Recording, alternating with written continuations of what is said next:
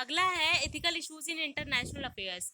तो international affairs में ethical issues क्या रहेंगे? Proponent of realism, realpolitik in international affairs often make the claim that there is no room for morality in state making decision. तो हमने starting में भी पढ़ा कि जो रियलिज्म होता है एक्चुअल में उसमें पावर काम करती है, मोरालिटी काम नहीं करती है।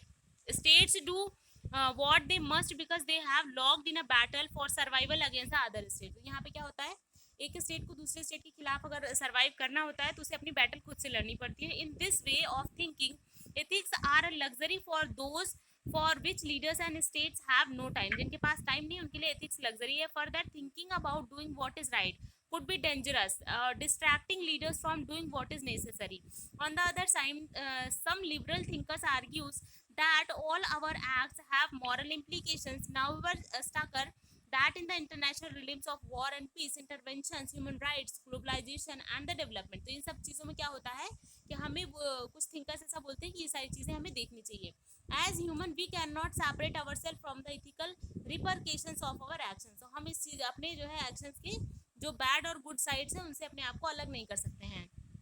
As the interaction, competition or collaboration among the nations is continuously increasing, we find that it has many ethical issues in global arena। बहुत सारे ethical issues हैं, कौन कौन से? It is observed that though the world is becoming a better place to live in terms of economic prosperity, but in terms of equality, peace and environment, the human rights, there have been numbers of issues involving some ethical concerns also। बहुत सारे हैं, जैसे कि here we will discuss some issues। तो इसमें पहला issues क्या हो जाएगा आपका? Management of common good. The global commons refers to resource domain और areas that lies outside the political reach of any one nation. तो इसमें क्या होता है, किसी एक जो है देश के पॉलिटिकल एरिया के अंदर में जो भी वो डोमेन होता है उसमें क्या होता है, ग्लोबल कॉमन को हम कैसे रेफर करेंगे।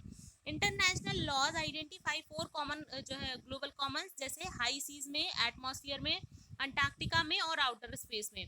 There have been ethical issues regarding each of the global common, which are explained in following headings। पहला है high seas।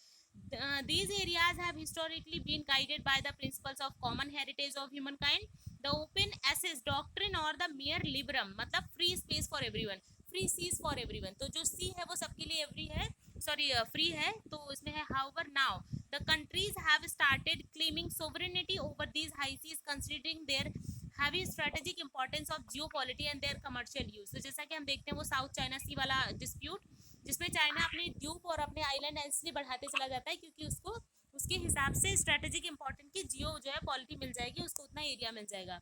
Though this restriction in violation of unclosed provisions, this restrict the right of other countries to on these resources।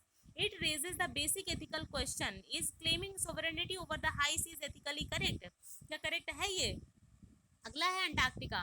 These days we notice that Antarctica is facing rapid environmental degradation due to human presence such as pollution, the effect of global warming। Whether it is ethically correct for the countries to spoil the environment of Antarctica, which may have greater repercussions in coming time।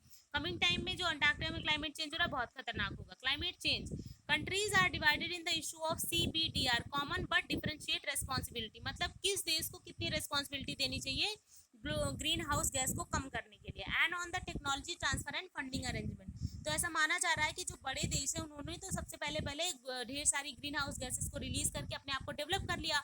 छोटे देशों के लिए उन्होंने क्या कर दिया, ये ban लगा दिया कि नहीं आप ये नहीं करेंगे वो नहीं करेंगे। तो कॉमन बट डिफरेंशियल रिस्पॉन्सिबिलिटी, और इसमें क्या हो रहा है कि ये इशू है कि किसको कितना देना चाहिए, ज़्यादा बर्डन जो है बड़े देशों के ऊपर डालना चाहिए या छोटे डेवलप देशों के ऊपर डालना चाहिए।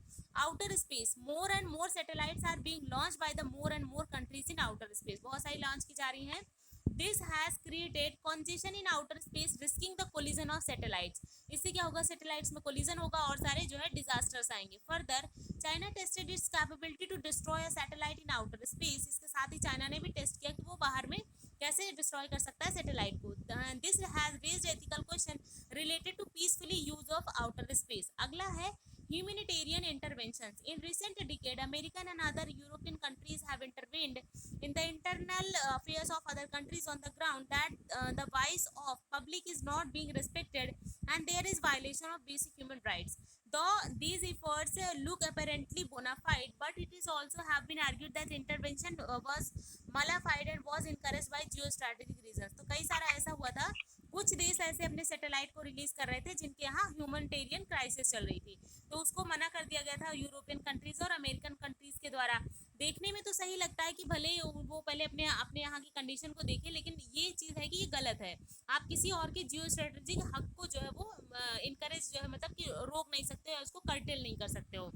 This raises the ethical question whether it is right for a country to interfere in internal affair of another country, or would take moral responsibility for loss of human lives which always occur in these interventions। तो इसमें हमें क्या ये देखना चाहिए कि उन्हें रोकना चाहिए, या फिर हमें देखना चाहिए कि कितना ह्यूमन लॉस हो रहा है, ह्यूमन का लाइफ लॉस हो रहा है, तो वो नहीं कर सकते हैं। अगला है डिसआर्मामेंट।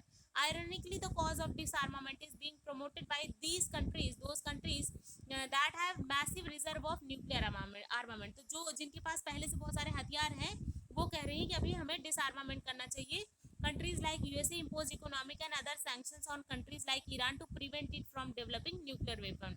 और जबकि उनके पास बहुत सारे हैं। There are unanswered questions like how it is ethical for a country to impose sanction on other without discarding their own nuclear arsenal। तो अपना खत्म करने के बिना किसी दूसरी कंट्री को आप कैसे मना कर सकते हो वो काम ना करे। अगला है intellectual property rights.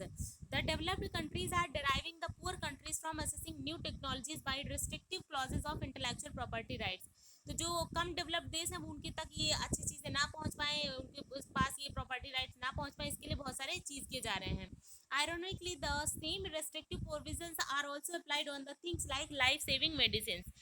In this debate, it is essential to determine whether it is justifiable for the country or company to defend the intellectual property rights on the ground of commercial benefit, or they should ethically share the technology for the greater cause of humanity। तो ये चीज़ें हमने अभी corona के time पे बहुत देखी है कि क्या किया जा रहा है कि जो देश ऑलरेडी वैक्सीन डेवलप कर लिए वो दूसरे देशों को बेचने के चक्कर में है, बिना इस चीज़ को ध्यान दिए कि वहाँ पे ह्यूमैनिटी का क्राइसिस हो रहा है। वहाँ हमें जो है इंटेलेक्चुअल प्रॉपर्टी राइट्स को बचाने की कोशिश नहीं करनी चाहिए जहाँ पे किसी की जान दांव पर लगी है। अगला है ट्रेड निगोशिएशंस और Doha round. The Doha round of World Trade Organization is pending to reach the consensus, and in this context the basic question evolve is whether the developing countries are ethically or morally correct when the demand relatively higher concession in international trade। तो इसमें बोला जा रहा है कि क्या ethically और morally इस बात का करेक्ट है कि अगर आपका इंटरनेशनल ट्रेड जो है उसमें आप ज़्यादा कंसेशन कर रहे हो, जिनको ज़रूरत है उनके ऊपर भी आप कर्टेलमेंट लगा रहे हो।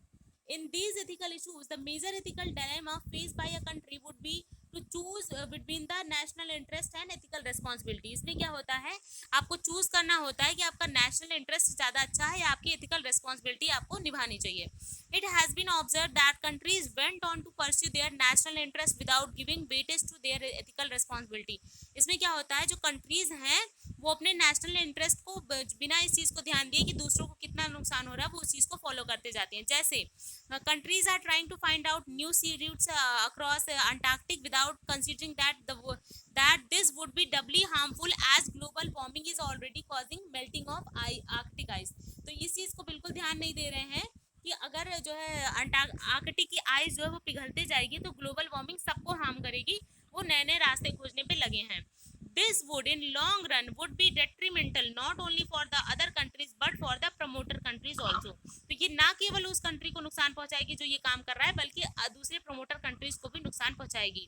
Therefore, it becomes necessary to consider the ethical grounds in international arena, as only a holistic approach can ensure equal and sustainable development of world and it's people. तो इसमें क्या है कि अगर आप सभी देशों से मिला जुला के होलिस्टिक अप्रोच अपनाएंगे कि हमें ग्लोबल वार्मिंग नहीं करनी, हमें ज़्यादा इन्वायरमेंटल डिग्रेडेशन नहीं करना है, तभी आप सस्टेनेबल डेवलपमेंट को इंश्योर कर पाएंगे।